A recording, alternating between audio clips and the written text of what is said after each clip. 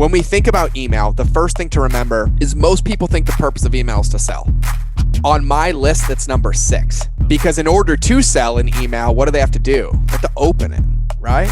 Well, what determines if they open it? Is it the content in the email? No, because they can't get there. Is it the subject line? No, because you can be as sleazy as you want. It's the relationship with the name that determines if they even get to the subject line, which then determines if they even open the email, which then determines if they even read the content, to then determine if they even take the action. But people will talk about all the logical ways to sell. Selling is feeling, not thinking. What's up, everybody? You're listening to the Hustle and Flowchart podcast with your boys, Matt Wolf and Joe Fier. You are in for a treat today. This episode that you are about to listen to is definitely going to be one of our most talked about episodes. And personally, for me, probably in the top 5 of my favorite episodes we've ever recorded.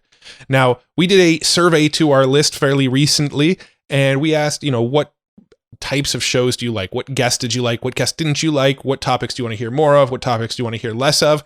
And when we asked who people liked, overwhelmingly, the top response of favorite episodes were George Bryant and Roland Frasier. Those were the 2 that the most people said they loved. And so we've had Roland on 3 times already. We only had George Bryant on once. So we said, let's get George back on. If everybody loves his first episode and it's one of our most popular episodes, we've got to bring George back for round 2.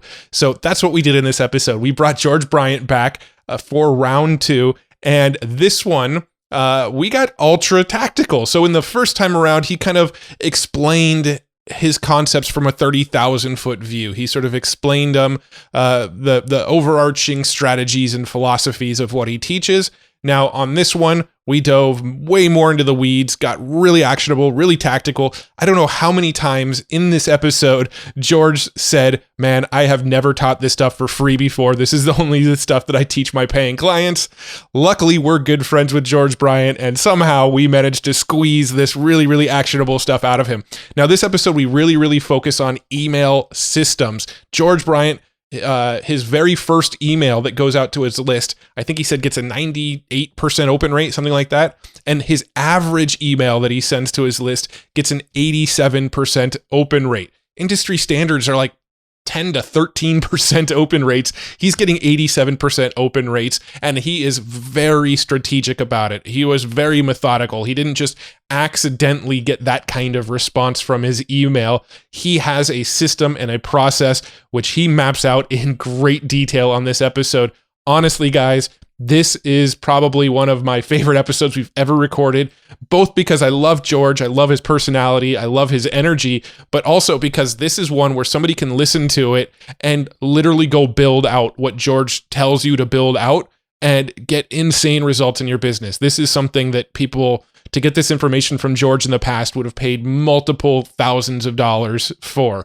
So this episode, I can't overstate the value of this episode enough. This is pure gold. So get ready to take some notes. If you can't take notes, you're driving, you're out for a run, you're in a place where you can't take notes, we're also taking notes for you on this episode, and we're willing to give you those notes for free if you're willing to go join our Facebook group within 2 weeks of this episode going live. So if you go to flowchartgroup.com, that will redirect you to our Facebook group. You can request to join there. When you request to join, we will send you an email with links to our notes for our most recent episodes. So any episodes that came out within 2 weeks of this going live are what you'll get for free. But you've got to go sign up for the Facebook group over at flowchartgroup.com. Once you do that, we will hook you up with these notes. Also, this episode is sponsored by Ahrefs, our favorite SEO tool, the tool we've been using long before they were ever a sponsor. And we are so happy that they decided to come and sponsor us, because we only want to work with companies that we love and use ourselves. And Ahrefs definitely falls into that category. I'm inside of Ahrefs every single day, looking for new keywords to go after, looking at what kind of things we're ranking for. One of my favorite things to do is go and see what keywords we're already ranking for that get a lot of traffic. And then once I find the keywords we're already ranking for that get a lot of traffic, I know that those are things that we can lean into and create more content around. So if we're getting a lot of traffic for a keyword around email marketing, I know that a lot of people are finding our website as a result of searching topics around email marketing. Maybe that's a good indicator. We should make more podcasts around email marketing. So it's a great intel tool as well to figure out, what should I be making more of? What kind of podcasts should I be doing? What types of people should we be bringing onto our show based on how people are already discovering us? So really, really cool ways to lean into the data that you get from Ahrefs. I can't say enough about it. We use it constantly. I feel like guests on our show seem to bring up Ahrefs about every other show. Somebody's mentioning Ahrefs. So everybody that is, doing things right in the digital marketing world, everybody that we've talked to that really has their systems dialed in seems to be using Ahrefs for the SEO component of their business. So, if you're not using it, you really should look into it. And they've got a real low barrier to entry to get in. They've got a $7 7-day trial. So for $1 a day, you can get in there, play around with it, see how valuable it is. And I'm pretty sure you're going to stick with it once you see how valuable it is. So go check out that 7-day, $7 trial over at ahrefs.com. All right, get ready to nerd out with us with George Bryant. Mr. Bryant, we're rolling. Round two. Ching. Yeah, it's interesting. So this. We did a survey to our list, I don't know, maybe a month ago. And some of the questions we asked were, what are your favorite topics? Who are your favorite guests? What were your least favorite topics? What were your least favorite guests?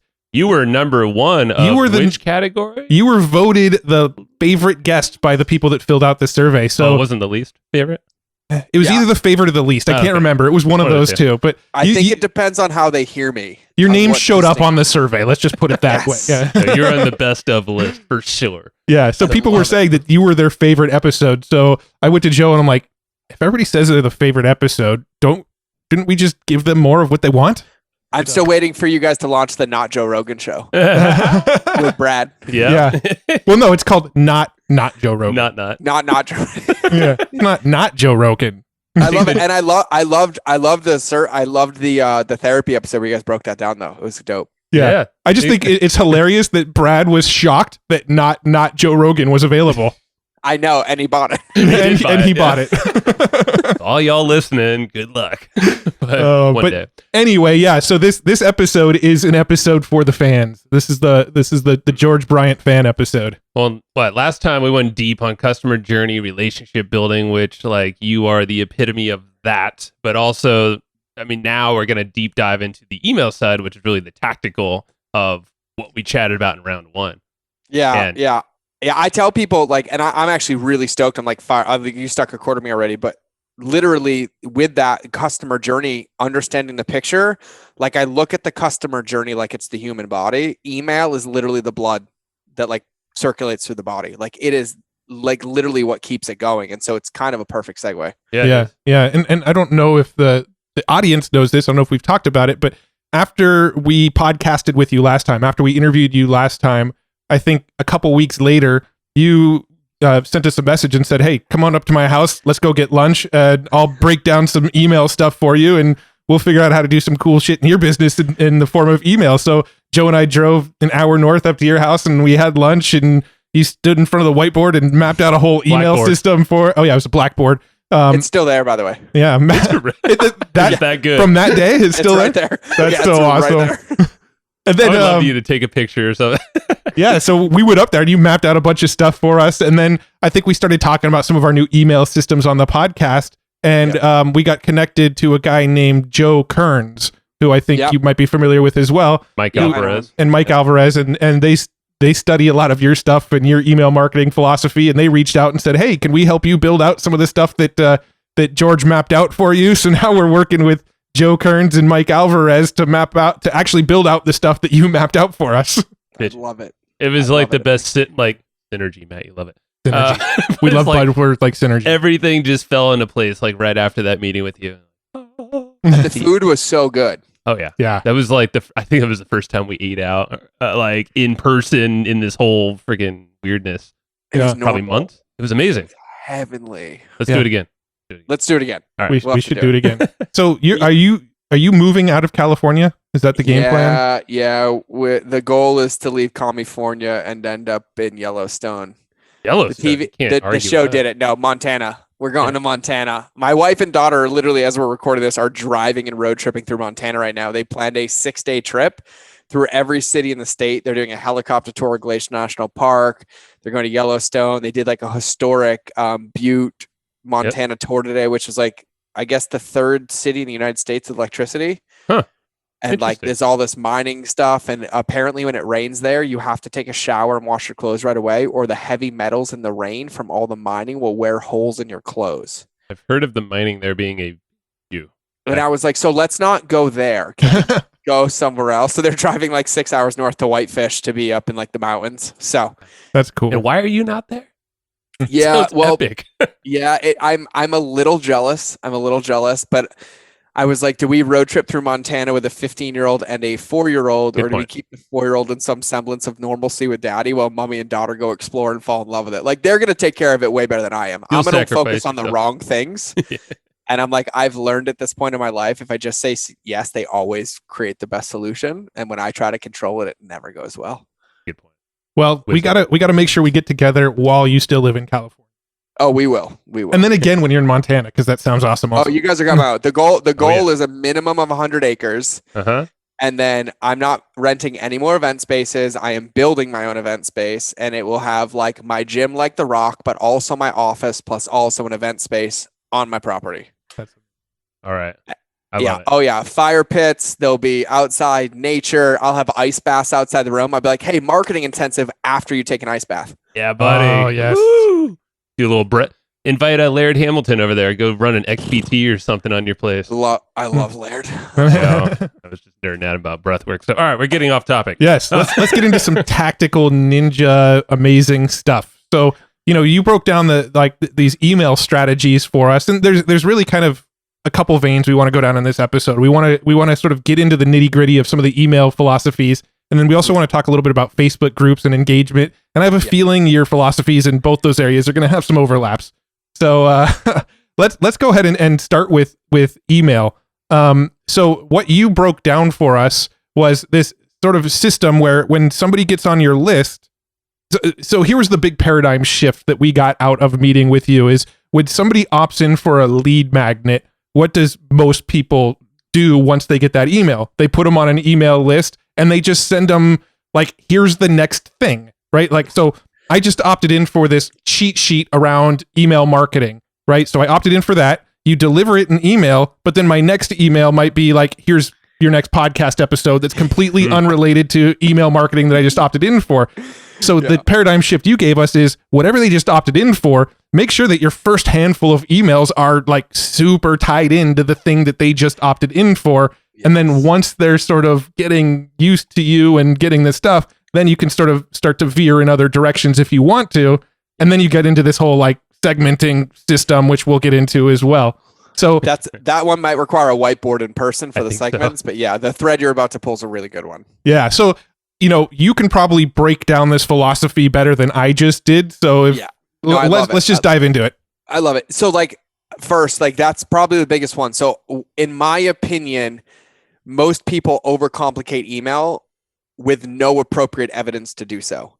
Right. And it's really the simplification of the thinking process that makes this easy. So I love analogies and metaphors, right? And this is going to get there. But when we think about somebody giving us their email, it always comes asking for something in exchange, right? So there's an expectation. And so when we think about that, we're like, oh yeah, they gave us their email. We promised to deliver this. We have kind of a fiduciary duty to deliver it. But what we don't think about is that if we don't deliver it, we actually make it harder for them to move forward. Right. So if we make a promise and we're like, hey, I'm going to help you lose 5 pounds. And then before they lose that 5 pounds, we throw something else in, we increase their reactance to saying no. And so it's actually thinking about this differently makes your business easier, your email easier, and delivers results a lot faster. And so like the analogy I always use, like if you have a client come to you, like you're seeing somebody in person, like, hey, I'm on a diet. I want to have chicken and rice for lunch. And you hand it to them, but then while you're walking, you walk them through a donut shop, right? And a dessert shop. Like literally all you're doing is setting them up to fail. And at the end of the day, they're going to doubt themselves, not want to do it. And it's going to feel a lot harder than if you're like, hey, I want to have chicken and rice. Like, hey, meet me at the park. Here you go. Here's your water. Let's go work out. You created an environment that guarantees they can succeed at what you promise them. And so when we think about email, the purpose of email is to create a container or a journey that guarantees that you promise that you deliver on what was promised or gives them the best possible solution, right? And the reason I do this is I hate losing. Like I just hate losing. And I'm always afraid I'm going to do it wrong and it's not going to work. And so I started thinking about this, and literally 12 years of doing email marketing, I was like, what is the game I'm guaranteed to win? Like where the worst thing that happens is someone's like, hey, I'm so mad at you that you helped me achieve a goal. Like I'm so pissed that I got what I wanted and I didn't pay you. Like there's really no way to lose it. So what I like to think about is I envision somebody standing in front of me, right? Somebody comes to me and they ask me for help with the one thing that I told them I can help them solve, right? And understanding humanity and the brain, if they're standing in front of me and you guys come like, I want to do email differently. I'm like, all right, I want you to do this, you're gone. Like you're gone. I'm like, hey, I want you to do this. And then the next day I want you to do this. And I think about if that person was in front of me and I had a minute a day to give them a direction, what would it look like? And how long would it take for me to get to the end result? And so if they're coming in to lose, let's say 5 pounds, like I'm going to help you lose 5 pounds in 30 days. Well, when you think about customer journeys, you can either go for duration or direction. That's how I break them down, right? Duration or direction. And so if you're going to help somebody lose 5 pounds in 30 days, well, you gave it a 30-day timeline. That is a duration. You need to design a journey that lasts for 30 days. If you're going to say, I'm going to help you lose 5 pounds with my 3-step process, well, that's direction. You need to create the process and the container that helps them with that process. And this doesn't necessarily mean that you have to email them 30 days in a row, but you have to create this environment that they can get there, right? So that's the first thing. It's just the thinking. And so when we give somebody a lead magnet or we're doing lead gen, and whatever reason we're doing lead generation, there's something that they are expecting to receive in return. And so the way that I break it down is I'm like, okay, if I can only give them one thing a day, what can I give them and what guarantees that they will get it done? And then I basically list them out and I put one per sticky, like sticky note 1. The first thing I always do is congratulate people. Hey, you gave me your email in exchange for something in return. I want you to know that you're safe. You made the right decision. I want you to know that I see you, I hear you, and you're respected. Hey, congratulations. The secret to losing weight is actually just starting. And isn't it great to know you already won? I'm not going to tell you everything to do today because weight isn't gained in a day and it's not lost in a day either. So I just wanted you to know that you're in the right place. We're here, and tomorrow morning we're going to hit your inbox with everything you need to prepare to get ready. But in the meantime, if you want to hang out in the family, here's a link to our Facebook group. Email 1. And I'm like, imagine what that feels like. And it's like, here's the link to download it. Here's the link to go. And then we also have to understand that when we're in this world of attention, right? And if you're listening to this, I'm like playing things with my hands and thumbs, like you're going to see it. But when we're in the world of attention, people are scrolling, right? They'll be on social media. They'll see an ad. They'll hear your podcast, and they're going to have this dopamine of like, I want that right now. But that doesn't mean they're going to take action on it right now, right? And the amount of times they're like, I want it right now. I hit their inbox, and then they never even download the PDF. They never even upload the video. They never do any of it. So they have this negative experience. So we just want to understand the human nature on the other side of this. We are trying to meet them where they are. They came and opted in. They asked for something. We're like, I see where you are. And then we have to understand what breadcrumbs are required to take them out of what's comfortable for them, out of what is in their life, and help them achieve the change that they're looking for, or the awareness that they're looking for, or the information they're looking for. And so I just simply break it down as pretty archaic as I can, because I'm not the brightest crayon. I'm like, what would I need to hear from an MVP, minimum viable product perspective, to achieve what's promised and then make it a sustainable result? So that's why I turn it sideways. So email 1. So first up, I'm about to design a customer journey. I'm just going to give you guys everything. If you're listening, you're welcome. People pay a lot of money for this. Duration or direction. That's it. That's the first thing that you have to ask yourself. I'm designing this customer journey for a lead magnet or even a paid product. Do I want to do it over a set amount of time, or do I want to do it over a amount of steps and a process? Because you have to know the container to get them there. So that's the first thing I ask. And so then I'm like, cool, it's going to be time-based. We'll do 14 days. I'm like, awesome. And so then I look at it and I'm like, what are the big ideas that I have to teach people? And really what you do is, if you have like a PDF and it's 15 pages, turn it on its side. And those are all your emails. Page 1, page 2, page 3, page 4, page 5, right? Or if you have a 3-step process, turn it on its side email 1, congratulations, you're in the right place. Email 2, prep. Those are my first 2 that go in the beginning of everything. So for everybody listening, step 1, duration, direction. Step 2, figure out what path you need to design and then start designing it. And every path for me always starts with email 1, congratulations, welcome to the family. I see you. You're in the right place. You made the right decision. The hard work is over. NLP the crap out of them. This is easy. You've already achieved the result. Did you know that your life is already working? You've aligned your subconscious. Pick how deep you go in the psychology of this. Email 2 is always prep. Always. Just like anything, we give preparatory commands. We're like, hey, we're going to go to dinner. Hey, kids, we're leaving the house in 5 minutes. Hey, honey, we're leaving for dinner in 5 minutes. Hey, guys, we're going to cover this in the podcast. Hey, it's always a preparatory command, right? So I see you. You made the right choice. You're in the right place. I welcome you. Email 2, this is what you need to succeed. Let's eliminate every objection before it happens, right? Hey, we're going to teach you how to lose 5 pounds in 30 days. And the truth is you have everything you need at the house, but intentionality is your secret. I want you to lay this out. I want you to put this here. I want you to lay the clothes out the day before because tomorrow morning we get started and there can be nothing in the way of you waking up and getting started, right? So it's whatever prep you need. And then email 3, if it's duration, it's day 1. Here's what I need to do every day. And you give people one thing to do. Day 1 might be journaling or self-awareness or going for a 5-minute walk or drinking water. And so what you always want to think about is every email takes somebody on a journey, every one of them. It meets them where they are. It gives them a topic, idea, a focus, tells them where they want to go, and then gives them one call to action to get them there. And then it sets context for what's coming the next day. Copywriting 101. Hey, you're here. We're super excited to get ready. Reminder, I'm going to help you lose 5 pounds the next 30 days. And today, momentum is your best friend. And that's all we're creating today. Today, you're going to go on a 5-minute walk. Here's why it's important. And here's how to do it and win in your day. So go on the walk right now. And then when you're done, I want you to journal it and keep your eyes peeled because tomorrow morning at 9 a.m., the email will come with this subject line. And we're going to be talking about hydration. Close the email. And then you can have a super signature. P.S. Make sure you post a win on Instagram of your walk so I can come encourage you. Use the hashtag this and tag me. Make sure you post in our Facebook group how amazing you feel when you're done. Make sure you do a live video on your walk, right? That's where you build the relationship.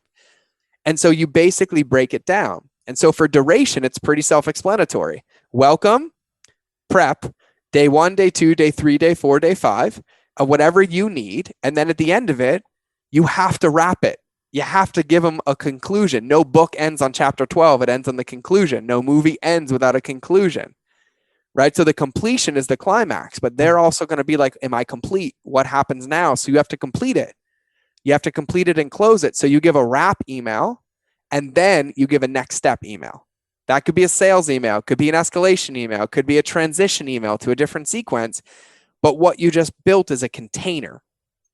And that container ensures that no matter what, you can go to sleep and be like, yeah, anybody who reads these has everything they need to succeed outside of me in their corner, right? Like you can weigh your hat on that. But what it actually also gives you is accurate data, right? Like it lets you know where people are falling off, where they're achieving results, where you need to shift your program.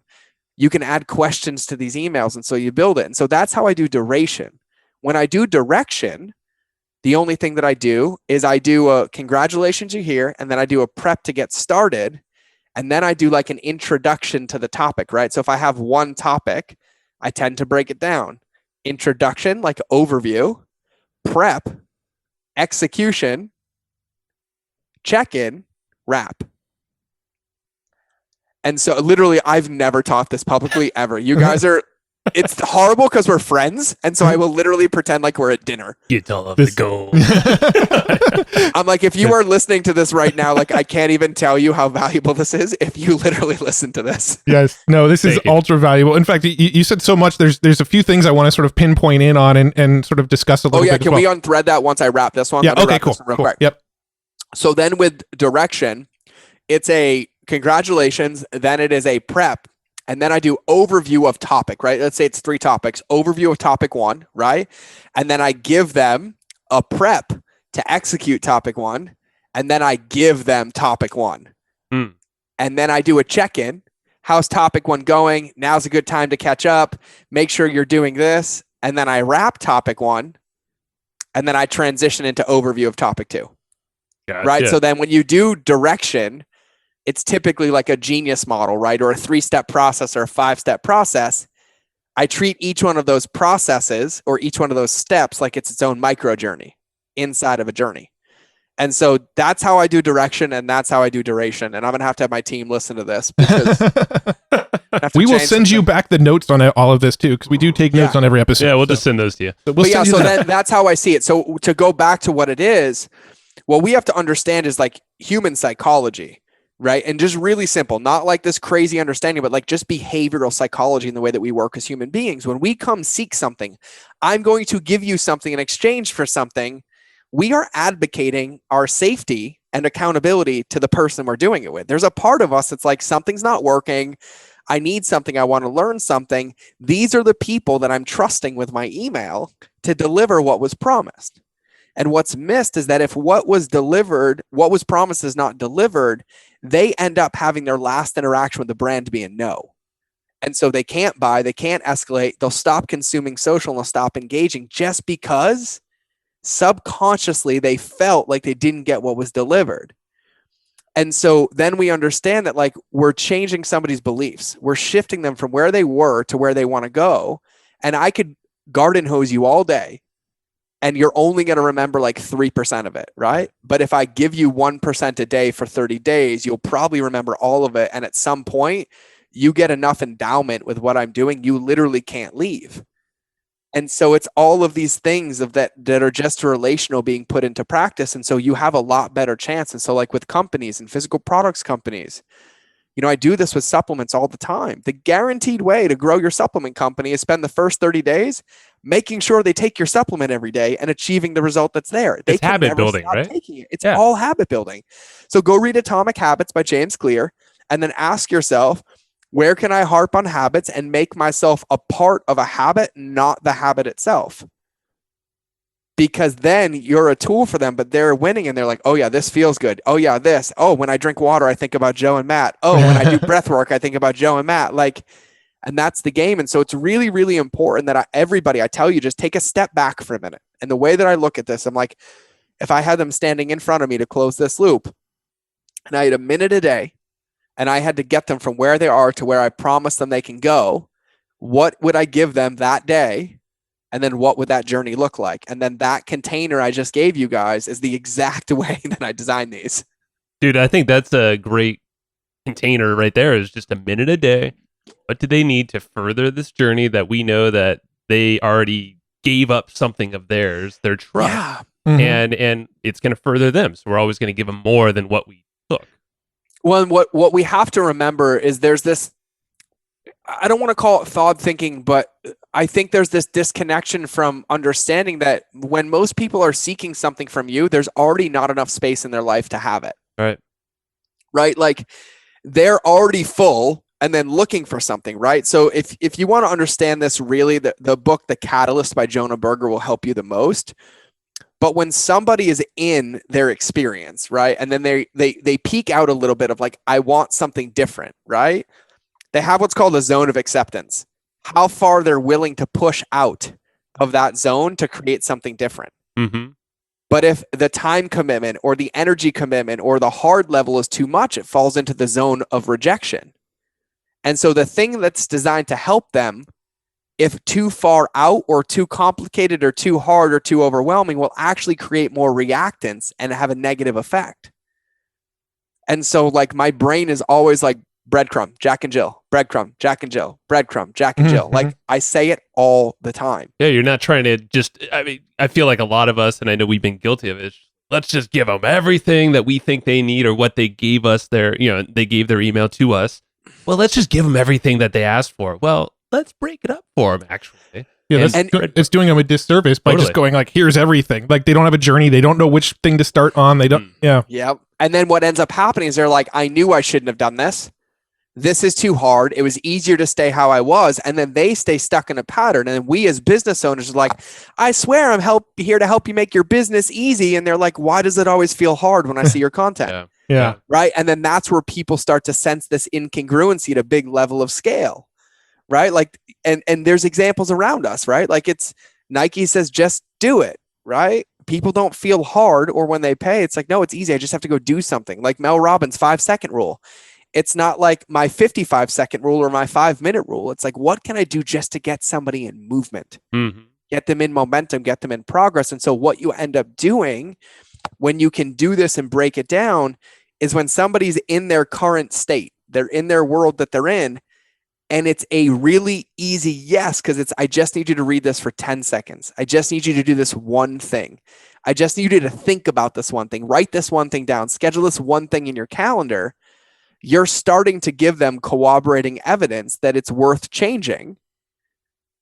And then you're pulling them out of their end zone, past their zone of acceptance, into a new realm to create something different. But when they come out, it's easier to keep going than it is to go backwards, because it was so simple to come out, and this now feels so hard. And each sort of like little tweak along the way in this email sequence is such a subtle shift away from their comfort zone that they never actually realize that they're getting away from that comfort zone. Totally. It's the same. It's like literally how I parent my 4-year-old. Yeah. Like the worst thing is like if something doesn't go well, like the worst thing you do is like, I'm taking it away. Like you don't take things away, right? You ask questions like, no, we're going to do this different. Like if I change his bedtime, I don't change it by 30 minutes. I change it by 30 seconds. Yeah. Yeah. And I change it by 30 seconds every day for 45 days. Mm. The whole trick And of then, like, wake up a little earlier. Well, just, 5 minutes earlier a day, or even well, a the minute earlier. The thing is my son fell in love with waking up at 5 a.m. and I didn't mind because I'm home from the gym at that time. But then I was like, hey, you're 3. You're an anomaly, by the way, in that sense. I'm like, I know, but I was like, you're 3. Like if I wasn't weird, I'd be sleeping right now. Right. And I was like, go to bed. And I literally realized, like, I would be like, hey, Bubs, and you just stay in your room till 5:10. Right. And it was even hard for him, right? Because he wanted to come up. He was so patterned into it. And so I got him a clock that changes green when it's time to get out of his room. We got one of those for our kids too. Yep. So it's an alarm clock. And then I check the time. So 5:01 for 4 days. Yeah. 5:03 for 4 days. 5:07 for 4 days. And then one day he said, Daddy, it woke me up. And I was like, oh, jump. And I moved it 15 minutes. Yeah, exactly. That's my indication. And bump it up. And then I was there. And then now it's literally, he does not come out of his room until 6:30. Wow. Yeah. That's such a great analogy for this too. So smart. Yeah. And so that's it. So I wanted to complete that thought, but now we can unpack those threads. Yeah. So this might be kind of getting into the weeds a little bit, but when it comes to just email number 1, I feel like one of the hardest things is getting them from the opt-in to just opening that first email, right? And, we were talking to Chris Bonetti, a mutual friend of all of ours, yesterday, and I don't know, these numbers may not be accurate, I don't know, but he was like, man, I bet George Bryant gets like 85% open rate and like 50% click rate. And I'm like, yeah, if they open that first email, then they're hooked in. Is there anything that you do to get that first email opened? Yeah. So over 95 emails, my average open rate is 87%. Yeah. And what's the average of industry average? Let's just say marketing. 13. Okay. 12 to 13. Yeah. And that's consistently that. And I wanted to wait till I had the range of 90 emails because everyone's like, oh, it's easy to get it on emails 2, 3. I'm like, show me your first email. My first email is 98%, by the way. Damn. I do remember Chris actually saying something like upwards of 90%. I was like, yeah. Kristen, go ahead. Well, I was going to say, I understand, like, if somebody gets your first email and they're like blown away by the first email, well, then the second email is a little bit easier to get opened and the next email is a little bit. Impressions matter. But that first email is where a lot of people will drop off. They'll opt in because they see an ad on Facebook. They think they want the offer. They get the email in their inbox. And by the time it shows up in their inbox, maybe they check it an hour later. They're kind of going, I thought I wanted that. Never mind. I'm just going to archive this email, right? Totally. So let me context this. So I have an email program. I'm giving you guys like 2% of it. Context matters. There's a lot deeper that I can't cover in this, but I've never answered this on a freaking podcast either. Okay. So I love you guys. This is the Jack and Jill thing. And I mean this, like, ethical leadership. Leadership is figuring out how to create a container where the only option is success. That's it, right? This is where I lean back into my military career, right? Like, I was like, how do I get 50 men that don't like each other to do what I want them to do that none of them want to do? That's basically the level of thinking I put into this, right? And so when we think about email, the first thing to remember is most people think the purpose of email is to sell. on my list, that's number 6, right? Wow. Because in order to sell an email, what do they have to do? They have to open it, right? Well, what determines if they open it? Is it the content in the email? No, because they can't get there. Is it the subject line? No, because you can be as sleazy as you want. It's the relationship with the name that hit their inbox that determines if they even get to the subject line, which then determines if they even open the email, which then determines if they even read the content, to then determine if they even take the action. But people will talk about all the logical ways to sell, right? Selling is feeling, not thinking. So the questions is like, what do I want people to feel when they open an email? Like, you got to drop into empathy for this one. And so I look at us, and I'm going to ask both of you. If you look at your inbox and our email habits, right? I don't go in my inbox anymore. My team handles it because they kicked me out of it, but that's a different story for another podcast. If you go into your inbox right now, anybody listening to this, if you go into your inbox, you open your inbox, and however your relationship is with your inbox, if you don't see an email, there's an email that you look for every day. Sure. Why? Expectation. 100%. Expectation, relationship, value, right? And then there's days that you open your email, and every single time you see an email from this one person or this one place, the first thing you do is delete it. More than one, yeah. But you won't unsubscribe. Right. Because they still have a thread of a relationship to pull that they don't realize that they broke with you. And then there's the third one. It's immediately like mark as spam, unsubscribe, right? So what I ask people is, I'm like, hey, what gets you to look for that email? Like, I get between 30 and 50 emails in a day if I do not send an email. So I send a daily email. When I was making this new email program, the Eternal Flame Method, I paused. I was like, I'm focusing on this with my team for 2 weeks. That's it. The first day I didn't send an email, we got 55 emails. These are email replies from your list? Okay. Where is my email? Why didn't you send an email? I missed my email today. Where are you? I need my content. Where's the podcast? Are you alive? And my team was like, what did you do? I'm like, this is what happens when you do this the right way. But what you have to realize is, like, what does it take? And I'm saying this to answer the question because it's a question that's in here, and I'll give you the tactic. But what you have to remember is that an email is just a relationship. It's a text message. Email marketing is easy when you understand it. Email marketing is easy. But what happens in an email is a relationship. Litmus did a study on this. 60% of people that see, 37% of people that see your name in their inbox never open your email, but then go to your website based on the relationship with you and that email. So think about the amount of times you've been in your inbox, you've seen a name and you're like, oh, I forgot. And you don't open it, but you go right to their website to catch the podcast or to buy the product or to, right? Yep. It's not about selling. It's about understanding that relationship. Those are neural pathways and triggers. So that context will help me answer this question, because what happens in that email, as Matt said, is like how they feel in that first email dictates the success of the next emails. You set the context of the relationship with that first email. And so I always use a first date analogy. If I ask you guys to go on a date with me and you say yes, and I disappear, you don't know where to meet me and when, and it never happens. So from that point forward, every time I try to reach out to you, you don't respond. So if I want you guys to meet me on a first date, I'm like, yeah, let's do it here at this time, at this restaurant. I'll be dressed like this. And all of a sudden you go looking for it. So on your thank you page, what time, where, and why? Write her down, folks. And so when we look at it, the two most wasted pieces of real estate on the internet are thank you pages and transactional emails. And I'm just going to talk about thank you pages.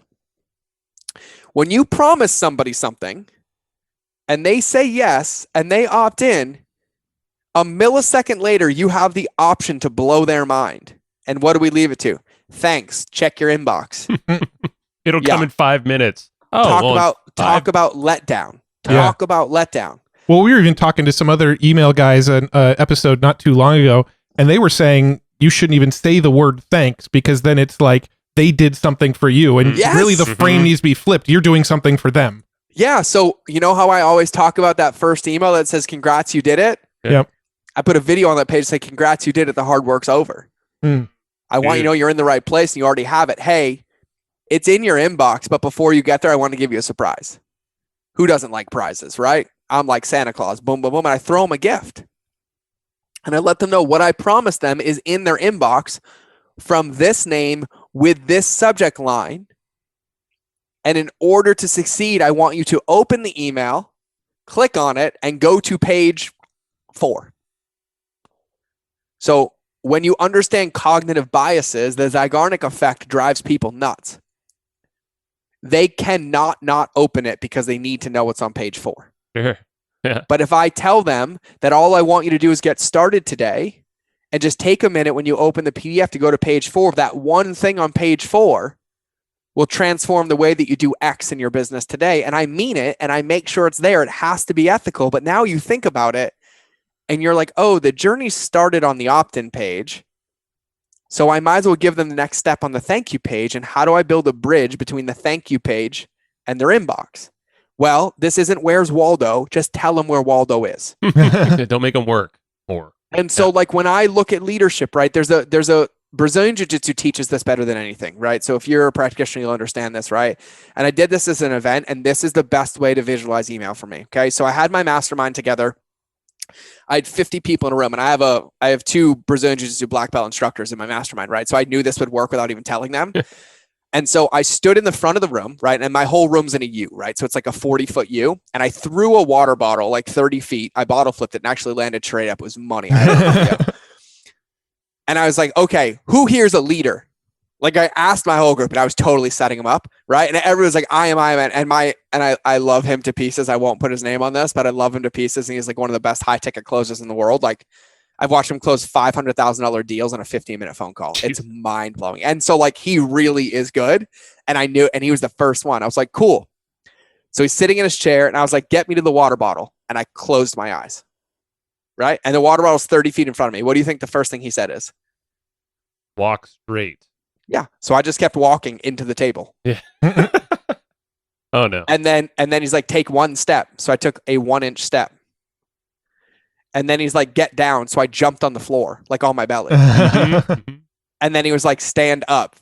Yep. And like, I put my legs there, but stepped my hands on the ground. And like, I did this for 5 minutes. Oh yeah. Yeah. And eventually he got to getting me somewhat close, but I couldn't get the bottle with his directions following them to a T. Yeah. The clarity is really the piece there. Like, you know, here's the kicker. So then I was like, who else is a leader? And everyone's like, oh, and both Brazilian Jiu-Jitsu guys knew what I was doing because they teach this. And Igor's like, I am. And so I went back to the spot. I closed my eyes, like, Igor, get me to the water bottle. It's silent for 10 seconds. He gets up out of his chair, comes and grabs me by the wrist, walks me over to it, and puts my hand on the bottle. Yeah. That's how you do email marketing. I love that analogy. That is so smart. Yeah. And it's really true, but our default is to go to logic. Our default is to go to, and I was like, yeah, but what would it look like if I literally just had their hand? It's like, oh, hit enter. We told them to do that. Remember, we told them to enter their email. We told them to hit enter, right? So now that we have their hand, they hit the thank you page. What do they need to do next? Hey, I need you to feel this, understand this. Hey, go to your inbox. Hey, look for this, look for this, look for this. Because here's what I will tell you. If you do this and they don't make it, they weren't ready to be your customer. It doesn't mean there's not a place for them, but you're going to tell me that if somebody opts in for something for free and they can't follow the details, they're going to pay you money and then follow the details because people taught you a myth that when people invest in something, it means more. Then tell me why people are hoarders and they pay for coaching they never use and they pay for trainers and gym memberships they don't go to. Sure. Good point. People pay for access and accountability. And so when you think about congruent, and I only teach this to my private clients, you're killing me today. Love you. when you think about we're only this, halfway right now too, just so you I know. Who's when I say time? congruency, but when I say congruency, you'll hear me say a congruent customer journey. Everyone's like, oh, that's the thing. I was like, congruent also is delivering the experience on every touch point before they pay, so it matches the experience you deliver when they pay. It just seems like there's just some blind spot for most people is right after the opt-in or right after the pay button. Everything goes to just a void. Well, I think so Well, many and people are I know why. hyper-focused on that list growth element that they're not really that focused on what the customer's experiencing afterward. Right. Well, and most of it comes from a lack of awareness of their or your company or your products or your services ability to deliver on what was promised. Mm-hmm. Because you kind of get to sell it and ship it. Mm. And you're like, oh, it didn't work. And then who do they blame? Us. Name me $1 billion company that blames the customer and it doesn't work. Name me $100 million company that blames the customer and doesn't work. No, there's a reason they're at that level, because when it doesn't work, they look at what was missing from us. Yep. But what's taught is how to get rich quick, how to do it here. But when most people get stuck, it's never on acquisition. It's on delivery and retention. Yep. And delivery and retention actually requires the ability to be grounded enough to get feedback. And most of the time, we become entrepreneurs, like ready for some life lessons here. We become entrepreneurs because we're trying to prove something and we fight how hard it is. And then when it gets easy, we make it hard again. So we have some sort of value in pushing harder. So true. Yeah. And so then when you break this down and you really, really look at this and you understand this, how do I get people to open their inbox? I make it so they can't not open their inbox. Right? So like when we think about algorithms, we think about attention, everybody focuses and complains about the algorithm, right? And I was like, well, what would it look like if when somebody woke up in the morning, the first thing they did was open their phone and find you? What would that look like? And they're like, I don't know. I'm like, well, that's how I built my Facebook page to 500,000 people. When the algorithm broke, that's how I get 95% of email open rates. Because I ask myself, before I write this email, before I design this sequence, before I write this fulfillment sequence, what would I have to put in here so that every single time they opened it, they felt good, positive, momentum, seen, heard, respected, and held accountable? Because you guys know I'm a tough lover, right? Like I am not easy on people, right? And they come seek that structure. So when I'm not there, I get 50 emails saying, why aren't you in my inbox? So we don't tend to ask the right questions. It's like, what do I do to get them to open my email? And I was like, well, first, that's about you, not about them. What would they need to have to search for your email every day? And then what might that look like? And so when we think about like design thinking, if you're into thinking processes, design thinking is the biggest way to break down this into a feasible way. We'll tend to be like, what do we do? Design thinking says, get rid of that and get what might we do? Because can we do is your current level of thinking. Might creates this curiosity and this freedom mind. And it's like, what might it look like? And so people will be like, well, email. No, I have to write these long emails. Blah, blah, blah. And I was like, says who? I was like, do you write 3-paragraph text every time you text your friends? And they're like, no. And I was like, I bet you if I mimicked your texting patterns, I'd make your email crush. Mm-hmm. And someone's like, no. I'm like, are you one of those annoying ones that you'll text me 7 bubbles before I can respond? And they're like, yeah. And I was like, watch this. I was like, send each one of those as 7 emails with an incomplete thought. And they're like, oh, and it worked. I was like, because that's how you communicate, but that's also how you communicate on social, on your videos, on your podcast. And that's what attracted your audience. So try it. So tough, huh? Like it's people get stuck in these frameworks and these models that they're helpful, but they're kind of guiding posts, I feel like. But you got to take what works and what might work in this scenario, like what might work from, I guess, your bag of frameworks, but then like cherry pick what works, when and where and why. Like they're tools, right? Frameworks are tools. Principles are tools. Like tactics are tools. They're not the solution. Like you can't build a house with a hammer. Like eventually you'll need a saw, right? But like when you look at all of those, you can grab the right tool to follow the blueprint. So you have to design the blueprint. Duration, direction, right? Let me just tie this all together for everybody real quick. Duration, direction. That's your blueprint. What tools do I have? And then if that's the house that I'm building, how do I get them from I don't have their email to actually sitting at the dinner table and having dinner? And you move it backwards to getting them in. And like, this is why I spend so much time in my email stuff teaching people this. Like, this is the container, right? But context matters. There's NLP stuff that you already know how to do if you're listening to this. There's neurolinguistic programming. There's really simple ways to do this. What you put in the content, how you keep people accountable, how you automate this, what that content should be, because it's not like most people think it is, right? Like really what it is email is, and I say this again, it is the blood in the body that delivers what is needed in the moment. It could be a white blood cell, could be a red blood cell, could be a protein, could be a nutrient, and it changes based on what's trying to be accomplished. Because when I'm running and working out, my blood is delivering more oxygen to my muscles, right? But when I'm in an ice bath, it's delivering more blood to my vital organs, and it depends on the external need.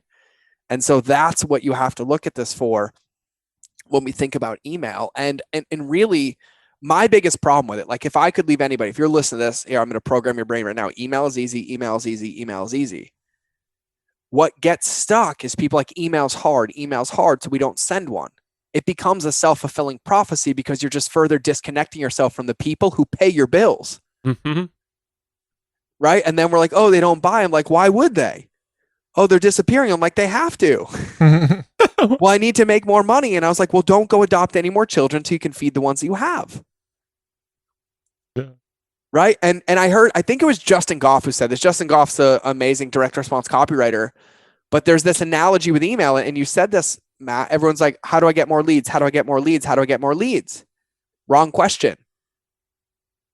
Why aren't more leads coming on their own? Why isn't my offer good enough that 1,000 more people find me? What might it look like to have it organically get 1,000 buyers a day, right? Because we talk about this in e-commerce. We talk about this with services and products. Everyone's like, oh, I got 100 buyers a day. I need 1,000. What do? They throw more money at it. Justin said this question the best. He's like, yeah. So if your offer was that good, people will be begging to promote it. Right. So what might it look like and what might be missing? Because the level of thinking and what you designed to get to 100 opt-ins a day is not going to get you to 1,000. Right? Because what you solved for were the ones that wanted the quick hit and the dopamine, but now you have people that are further away, not ready to go. What would that journey look like? What would happen on the front? What would I need to do? What would those emails need to look like? How would they bring their friends in? How would I create accountability? And what we tend to focus on is we try to get more people to feed something that actually is showing us that it's incomplete. And so I would say 9 out of 10 times the answer to scaling businesses and entrepreneurs, I help everybody. That's easy for me, lies on the back, not the front. Yeah. Well, that's actually a sort of good segue into like the next question I wanted to ask, which is, at what point are we sort of monetizing this list? Because, I think a lot of people are listening going, okay, if I have like a 30-day challenge and every day I'm just giving them the one piece that they need to, get a little bit further through this 30-day challenge, at what point am I turning these leads into income for me? Yep. I love it. And I have a couple analogies here. I gave one earlier on a podcast for the first time and it worked so well. So like the thing is like, let's say we have to understand the customer, right? So let's say we're selling, how to scale your business with email marketing, right? For them to give me their email means that at some point they were interested in scaling their business with email marketing, right? So for me, it's the equivalent of somebody being like, what's my dream car? They're like, my dream car is a 5 Series BMW, right? And they might have it on their vision board, right? And so what most people will do is be like, oh, it's a BMW, and they don't have the money yet, right? Be like, no, do it now, finance it now, like get a payment plan now, right? And they go for it right now. Right. And then what ends up happening is the person gets more frustrated because like, I can't afford it. I told you I can't afford it. I want it. I can't afford it. That's what most internet marketers do. What I do is I drop it off at your house for a week and I let you drive it on me. I'm like, hey, drive it just on me. I just want you to know what it feels like. I want to make sure you know it's your dream car.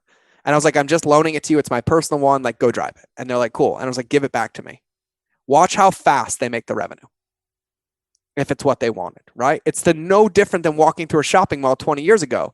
Why do they give out teriyaki chicken? Because they want you to eat it for free? No, they're getting rid of the only objection that gets in your way that you convince yourself why you shouldn't buy, because you won't like what it tastes like or you don't want to wait in line.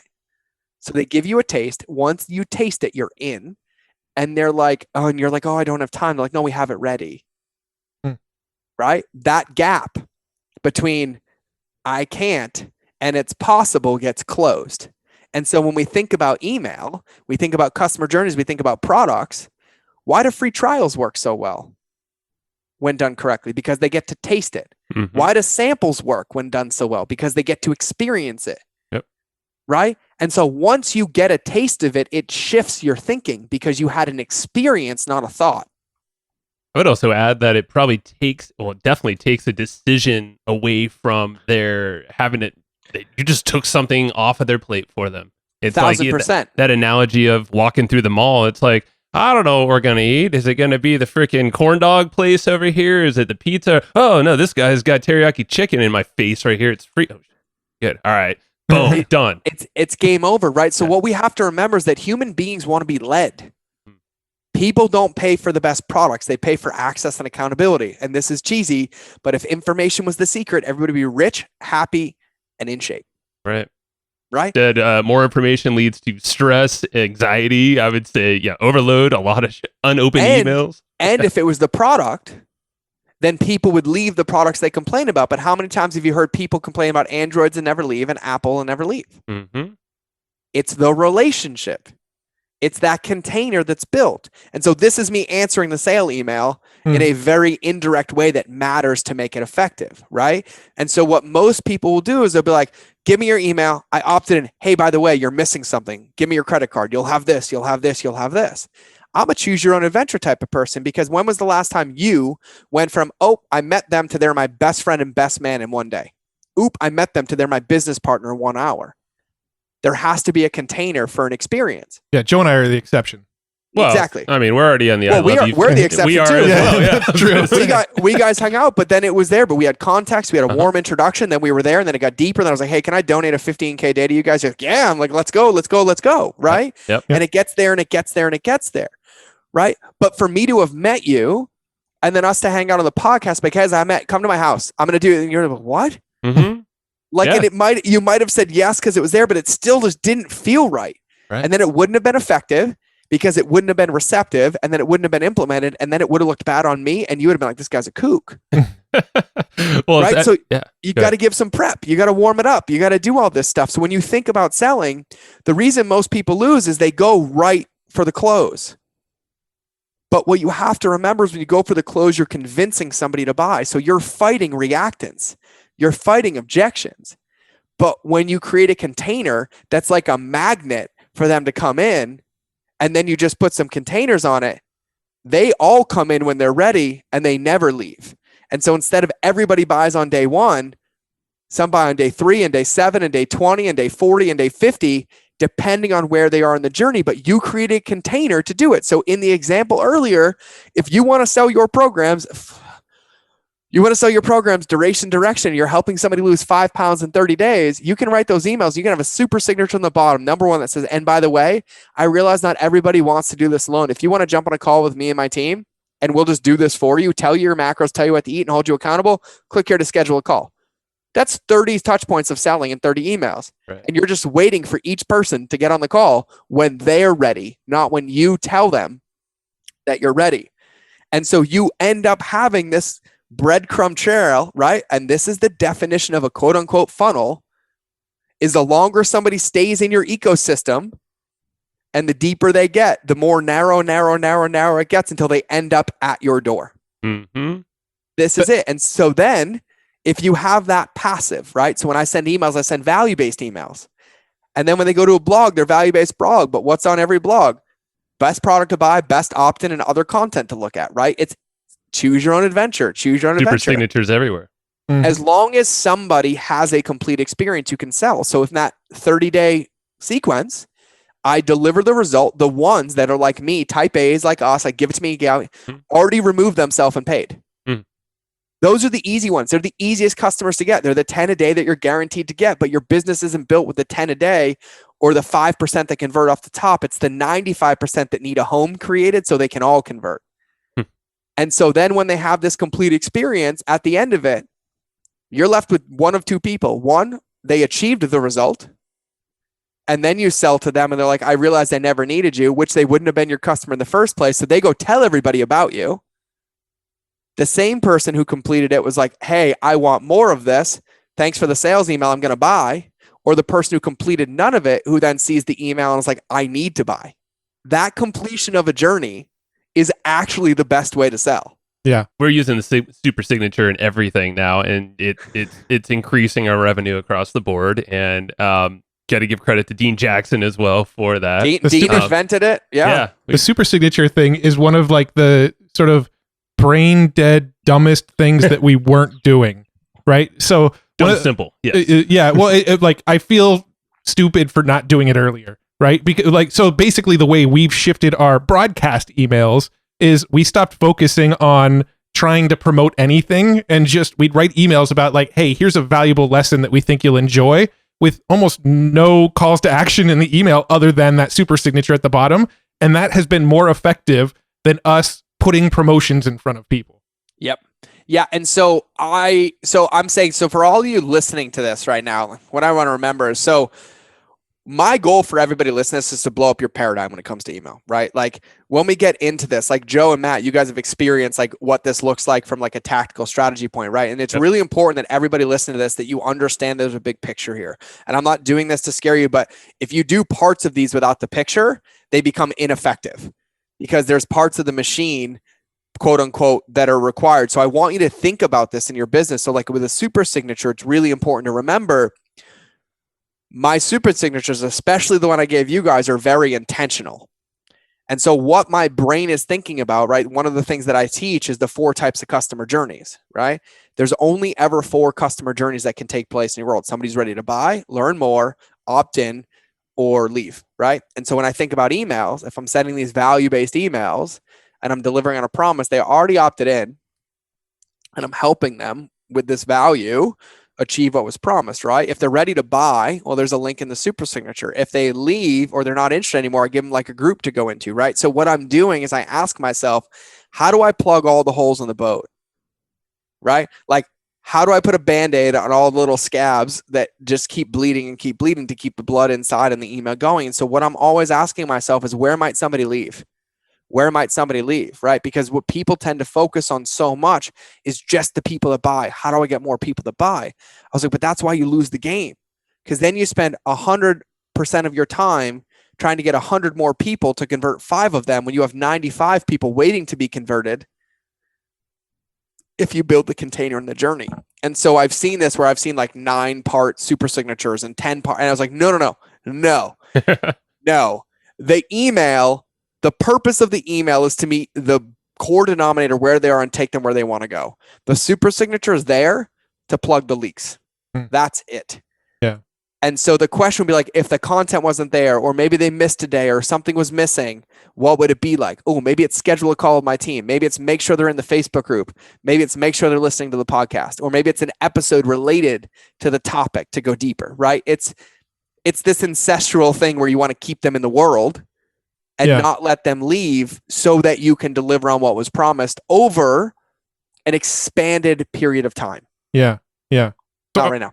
I want to ask, where do the broadcast emails fit into the whole mix? So, every once in a while we have an affiliate product that we want to promote, or, we've partnered with somebody and there's a product that, we've sort of agreed we'd do a promotion around or something like that. And we'll do broadcast emails. Like, how would you suggest us fitting that kind of stuff into the system? And like, how should the messaging look so it feels congruent with everything we've done up to this point?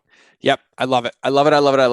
So to fully answer this question, we'll talk about my email course after, but the depth of this would take an hour to explain, which I do, but overview is going to make a lot of sense here, right? So the way that I look at it is, the first thing to understand as an entrepreneur, as a business owner, most of us don't need to send broadcast emails. Like, they account for like 0.1% of what needs to be sent. Everything else that we do is evergreen. Everything, right? And so with some intentionality, you understand when you build this world, the eternal flame method, right? That's what I teach. When you build the body that works in conjunction, there are a couple times you got to take a vitamin, right? That's what I would call or consider a broadcast message, right? Or I call it the eternal flame. The fire is going, and I consider a broadcast of like, oh, I need to add a log. Oh, I need to add a log to the fire, right? That's how I kind of look at it. And so the way that I design these things is I understand the journey, right? And so the one important thing here, so the things I want everybody to take away. Number 1, your current paradigm of email marketing just got blown up. Welcome to an atomic bomb on how email is done. You're welcome. Number 2, email is easy. Email is easy. Number 3, you have to protect the journey. You have to protect the journey. And so when you have somebody in a journey, you have to keep them in the journey. You have to protect them, right? So if you have 100 people a day signing up for like a lead magnet, takes 14 days, they don't get anything else but that delivery. You do not get to distract them from their goal. Mm-hmm. But when they get out of that, they fall into your world. They're in your ecosystem, and you have to have your strategy for email. Now, I teach this on how to automate 99% of your email, like literally outside of Christmas, holidays, podcast drops, or promos, like everything else is automated. And I mean everything. And so when you understand a broadcast, what you now have to think about is what is the relationship between a broadcast email and my automated emails for my subscribers, right? So of course, we're only sending a broadcast because we want to enhance their journey or take them on a different journey or get them somewhere. So the way that I design this is when you are not being suppressed inside of a container, a duration or direction, you're open. And so I don't send emails typically every day in those automations. I'll leave a day or two open. And then I will make sure that I understand that the only time I can ever send broadcasts are when I have one of those opening days and it's serving a purpose to get somebody back into something or get them into a promo or doing a sales promo, because it's going to take them on a journey. But the important thing about a broadcast is a broadcast email's design should almost be always to get them back into a duration or a direction. So you have some kind of triggered sequence, or so you link have click. something on the other side of it, right? Like one email will never work ever. It's like literally like running by somebody in a mall and be like, hey, give me your phone number. How are you? How can I tell you? No, like you got to give it some, hey, right? And then you like get closer and you get deeper, like you got to converse with it.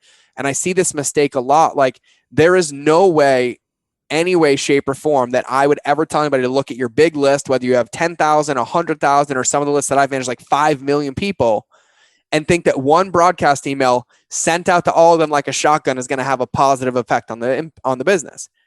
It's going to have a short-term positive effect on the top line, almost guaranteed a negative long-term effect on the bottom line.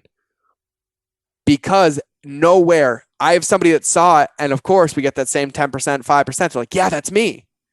I was like, but what about all the other 90% that you just opened a loop and created dissonance with that are now incomplete and have a new cognitive bias where they can't read your emails because that's unresolved? And so you have to be very, very, very intentional about broadcast emails. And so I can think of maybe 1 out of 50 scenarios where I ever send a broadcast to an entire list. Every other broadcast is segmented. Like I'm sending it to a part of the list or a subset of the list for a specific reason to get them into a journey or take them somewhere else. So they do belong, but they are such a minimal part of the overall strategy, depending on your email goals. Because what ends up happening is that they're already in your ecosystem. And what most people miss about email is when you have a healthy email relationship, when you understand that it is the backbone of the bloodline through your entire business, every single boat rises with it. Social media engagement goes up. Podcast engagement goes up. Paid media engagement goes up. ROAS goes up because you have this compounding effect. And so broadcasts become even less important because you have them in all these different places. And so you can do things a little bit differently to where you're not relied on, oh, I have to send this affiliate promo to my whole list, or boom. And it's like, what segment of the list would take the minimum amount of content or an email to get them to this new promised land? And so like, even when I send broadcasts, my normal broadcast is to get them into a 3-part sequence or a 2-part sequence to deliver the message, understanding that over time is better. And we're surrounded by this. So you look at Jeff Walker's PLF, you look at, slow drip launches, you look at all of it. None of them are ever like sell. Yeah. No, it's like, hey, warm them up, get them to understand the belief, meet them where they are, break down their belief, give them social proof, make an ask. Right. And so I keep that kind of same thing inside when it comes to broadcast. Yeah. I mean, like a good example, I think I might have brought this up last time we were chatting, but I'll bring it up again. So Andre Chaperone, right? Yep. When I was working for a company called Learn to Blog, we were actually promoting Samcart at the time, and there was a launch going on, and the top 2 affiliates were me and Andre. Andre was number 1, I was number 2. Andre beat me by like 4x or something like that. And part of the sort of bonus of doing this affiliate launch was we all did a big mastermind in Baltimore and we all got together. And so I got to go hang out with Andre and spend the day with him and talk to him and a bunch of other marketers as well. And I asked Andre, I'm like, how many people were you mailing? And he was like, I think maybe 1,200 maybe. Yep. And I'm like, I mailed this promo to 78,000 people. You mail it to 1,200 and you 4x'd my sales. How the hell did you do that? And he essentially said, well, my list is bigger than 1,200. I basically put out an email that put out feelers for wants more of this kind of information. And only the people that responded to that email got the rest of the emails for this promotion. Yep. There's no accidental success when it comes to email marketing. It's all intentional, right? Like there was a supplement company. So like what I teach in the My Eternal Flame, in the Eternal Flame method, I took it to a supplement company. They had an email list of 14,000 people. I covered this in my webinar. They had an email list of 14,000 people and they were generating $650,000 a month. Everyone's like, I was like, who would want that? Everyone's like, yeah. 90 days later, that same email list of 14,000 people generated an additional 2.5 million. Nothing on the front, all in the back.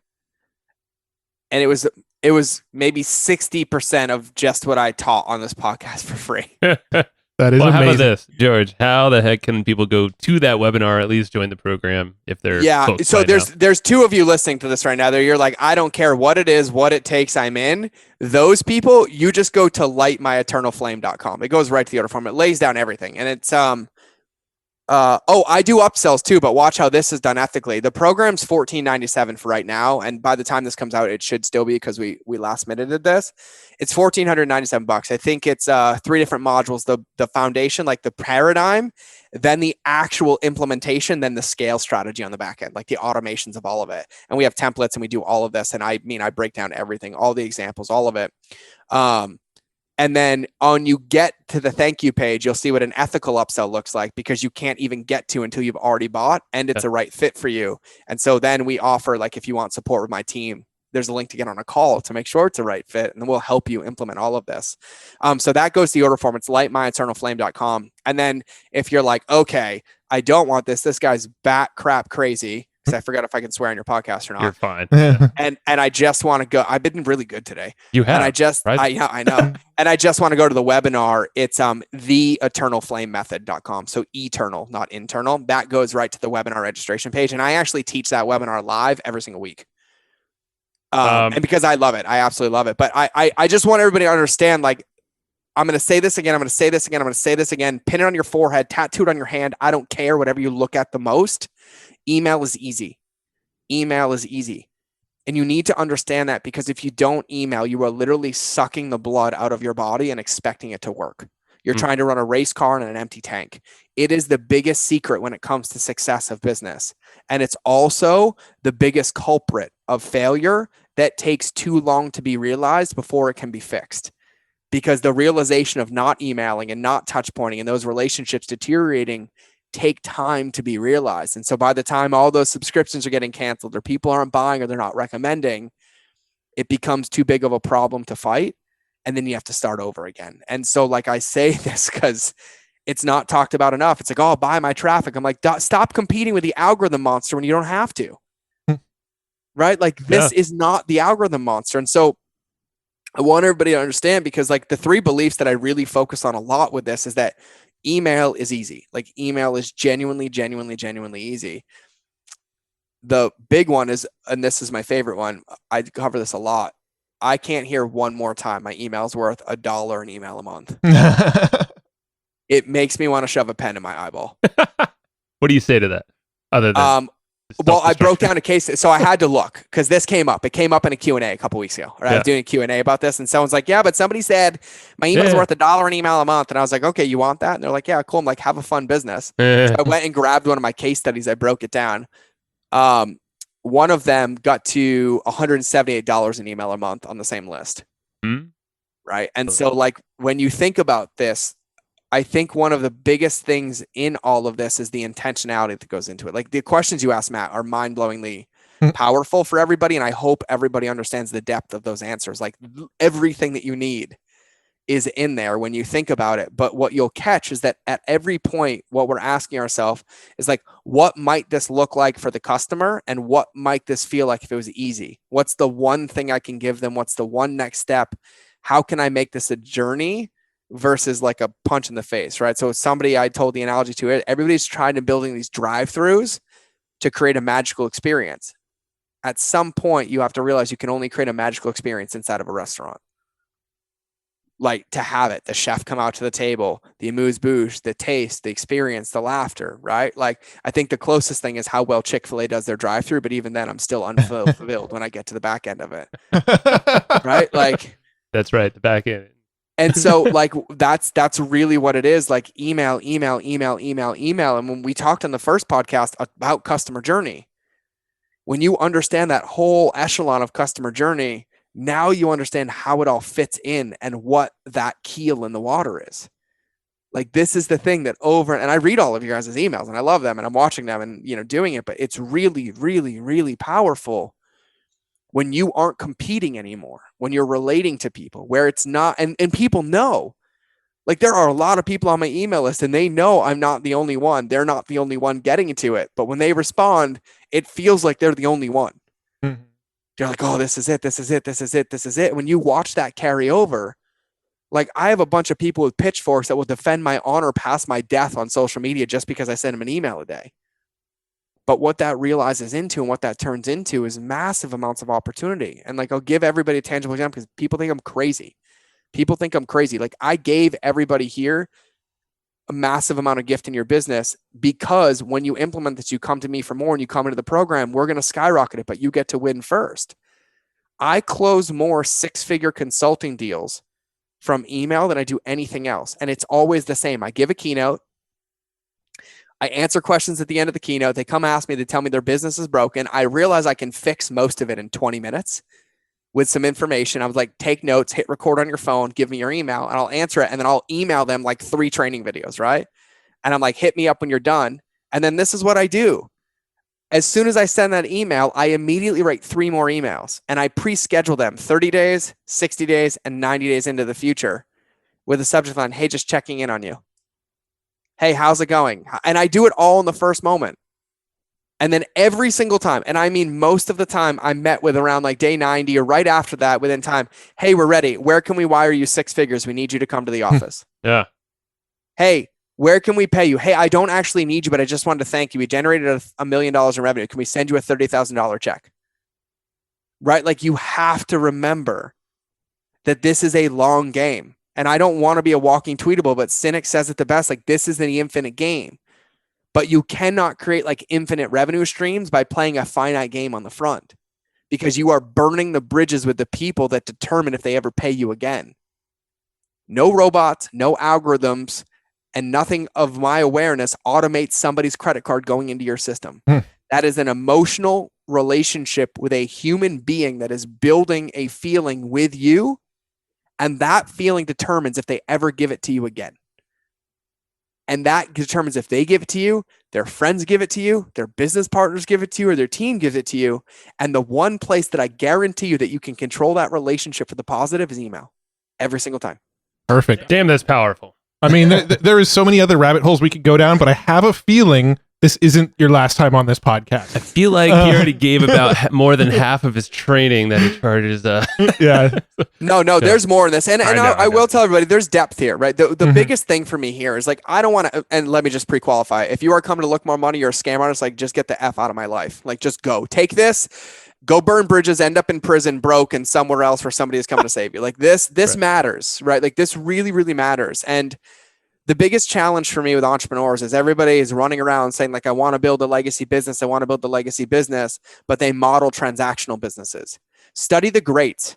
Study the businesses that have been here for hundreds of years, that have been here for 50 years and 60 years and 70 years. And you'll be hard pressed to find one of them that got to where they are by transacting on the front. Mm-hmm. Every one of them has played the long game. Like if you haven't figured out that Elon knew that the roof tiles were coming and the battery was coming before it, and the cars were coming before that, and the Roadster was the first evolution before it ever launched, take a step back and look. It was all part of a big vision to get there. It was a very long game. I mean, they were a month away from bankruptcy when they got into the production of Y. Yeah. Very different game now, right? And so when you understand this, we need to have patience. And if we ask the right questions, and instead of going to like, how do I get more to feed into a leaky bucket? Start with, what might it look like to plug the bucket? And so for all of you listening to this or watching this, wherever this is, step number one is just changing the way that you look at it. Just understanding email is easy. Email is easy. Every single time, email is easy. And when you get that lens, you get into the next part. And I shared gold at the beginning of this. And so that's the container. Then you get into the content, the escalations, the automations of all of it. But a lot of you listening to this can go from like, my email's been hard to my email's easy and fully implemented, and like literally sitting back and just watching it work for you in like 30 days. You're playing the long game, but really you can set it up so quick. It's easily set up, with this customer journey, and just let that thing develop. But just know you're playing the long game if you set that up. Yeah. And then the other one that I will say, because if I'll just save you the webinar, but it's really powerful. But the other one is, your email list is not dead. Your email list is not dead. And it was the example I gave to you guys earlier, where they're the ones that you don't open them, but you won't unsubscribe from them. Right. Those are waiting. So I always give the Sandlot analogy. Imagine you're the kid that pretends to drown, so she comes and gives you CPR. Like, that's all that your email list needs. It just needs a little bit of resuscitation, right? Like, don't go like throwing it out with the bathwater. It's like, nope, just give it a moment. Give it what it needs. And so when you understand these things, your email list is not dead. It's just sleepy. Email is easy. And the long game is, your email is worth way more than $1 an email per month. And it is the backbone and the bloodline for your business. It's a different game that you can play. And most of you listening to this have an edge up, because what most people do is they'll take the tactics and they'll go implement this. They'll get a temporary result with long-term pain and then come back again, because they don't care enough to get deep. When you take a moment to think about this different, like we did with you, and it's like, oh, what that, instead of writing an email today, why don't we spend today designing what the future looks like?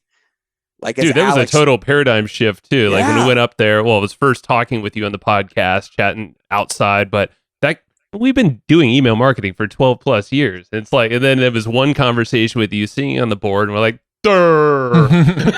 and you're looking at it right now, still on the board. I know. I look up, I'm like, oh, I remember that one. Oh, yeah, that was the subsequence, and it's there. And so, like, I always want people to feel better than when you got started. But like, I would challenge everybody, like, and I will actually challenge you, either get your ass in so we can just do this with you and just have it be fast forwarded. But no matter what, today, I just challenge you to take some time to think about your email. Like, to give it that space and that intention. Like, we spend so much time on like, how do we make the best product? How do we make the best supplement? How do we make the best service? But then we never ask ourselves the question, what can I design to guarantee its effectiveness? Like, what would that look like? And that I am telling you, that level of focus and that awareness makes me uncomfortable sharing all of this here, which means I'm doing my job, and what I teach is the secret. It's always going to be the secret. And I challenge every one of you to pay attention to this. Well, on that note, I think that's a pretty good stopping point. I would say so. Yeah. That was a good workout. I'm drenched in sweat, everybody. I actually feel energized. I was a little sleepy before this, as I said. And dude, I am like jacked up. I'm serious. Like, I feel amazing. Thank you. I sweat email. I just sweat email. That's what can you shout out those two URLs? I think it was lightmyinternalflame.com. Yeah. And so for those of you ready to get your booty in, which I highly recommend you doing, just go now, because email's easy. It's just sleepy, and it's worth way more than $1 a month. You're welcome. I just did the whole pitch for you. Get in. That's at lightmyeternalflame.com, and it's eternal, right? Because once you light it, you never get to turn it off. Imagine that, like your business runs for itself. And then the second one is, if you want to watch my webinar, you want to watch the email training, I cover like how to revive it, shifting the belief of it, how to wake it back up, all of that stuff. And one of my favorite case studies on how I took an email list of 86,000 people that was 3 weeks away from going out of business, and with 4 emails that took me less than 8 minutes to write, generated $100,000 in revenue. And she was close to, she literally going out of business, leaving her house. Her house was getting foreclosed on. She was getting ready to relinquish and let go of 3 team members, and she was going to close down her 15-year business of serving people. And she was a healer. Man. So just imagine how many more healings 4 days. Yeah. 4 days. And that was just the start of it. And so I cover that. That's what I teach in the training, so you guys can understand this and get it. And that is at theeternalflamemethod.com. Bam. Awesome, my man. Theeternalflamemethod.com. Go That's get what it. I got. Go get it, folks. George, I like to know what you're reading. So what book are you obsessing over right now? I feel like you always have something. I've already added The Catalyst to my list. That's one I haven't read.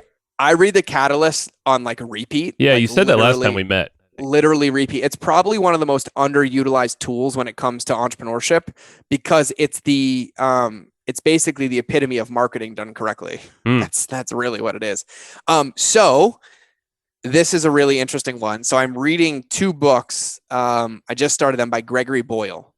Father Greg, he founded Homeboy Industries, and he has single-handedly basically changed gang reiteration and doing this. So he has 2 books. One's called Tattoos of the Heart. I wanted to see the second one, Tattoos on the Heart.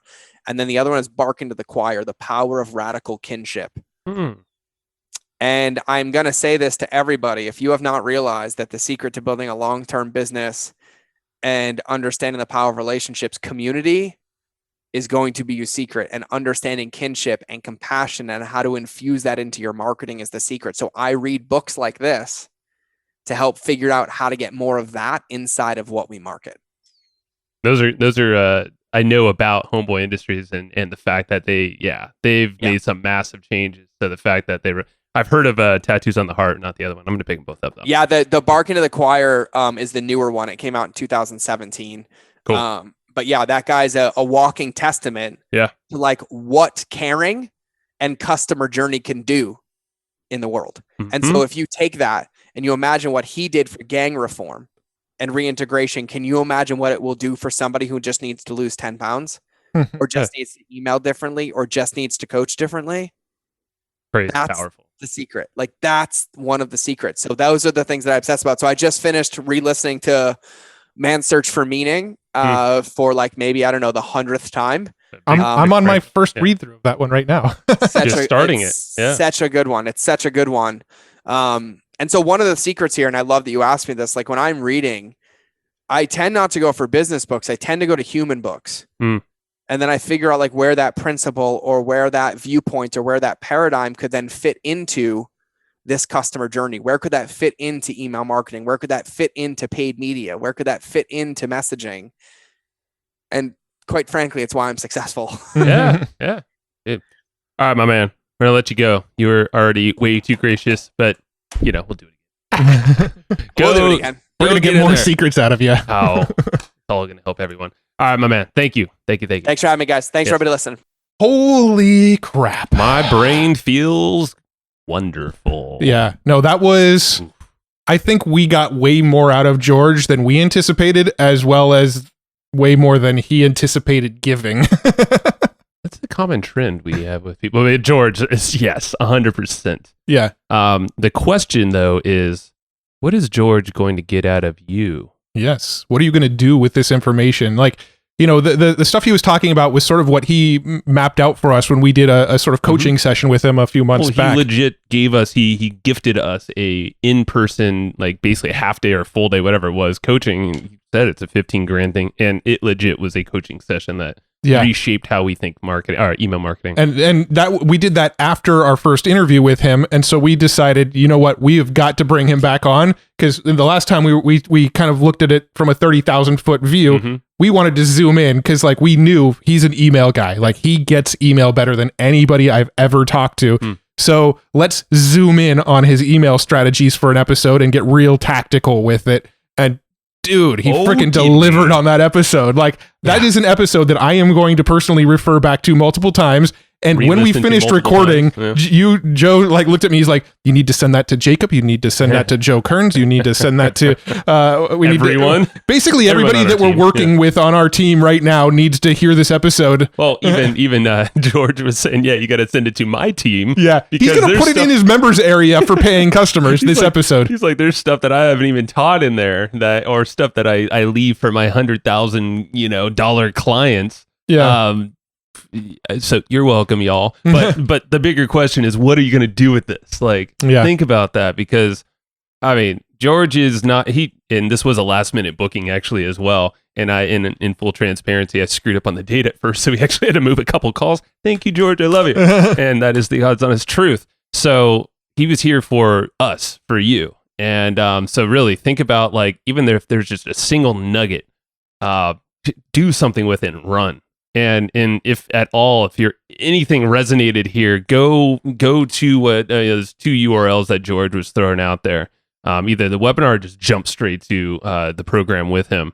It's worth it. I mean, I don't think we need to say that any further. Yeah. It works, and it works for any business, any size business.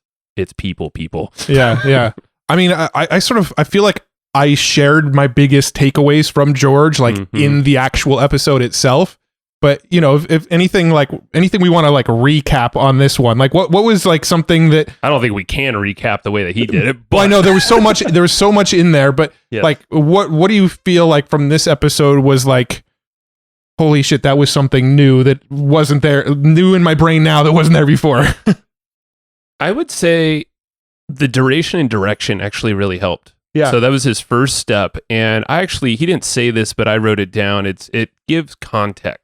It gives really a lot of clarity, not only for the person on the journey going through this and exactly what they know what they're going to get out of this, but it helps us as the email marketers to create a very, there's a clear path now that we get to architect. Yeah. That is fun and is easy, because email is easy once you understand how everything fits together.